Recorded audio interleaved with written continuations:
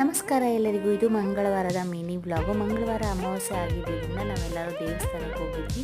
ಹೊಸಕೋಟೆಯಲ್ಲಿರೋ ಕಾಟೇರಮ್ಮ ದೇವಸ್ಥಾನಕ್ಕೆ ಹೋಗಿ ಅಲ್ಲಿ ದೇವರ ದರ್ಶನ ಎಲ್ಲ ಮುಗಿಸ್ಕೊಂಡು ತುಂಬ ರಶ್ ಇದೆಯಿಂದ ಸ್ವಲ್ಪ ಲೇಟ್ ಆಯಿತು. ದೇವ್ರ ದರ್ಶನ ಎಲ್ಲ ಮುಗಿಸ್ಕೊಂಡು ಮನೆಗೆ ಬಂದು ನಮ್ಮ ಮಾವ ಮನೆಯಲ್ಲಿ 2 ಅವರ್ಸ್ ಇದ್ದು ಅಲ್ಲಿ ನಾವು ಊಟ ಎಲ್ಲ ಮುಗಿಸ್ಕೊಂಡು ಮಕ್ಕಳೆಲ್ಲ ಆಟ ಆಡ್ತಾಯಿದ್ರು. ತುಂಬ ಚೆನ್ನಾಗಿತ್ತು.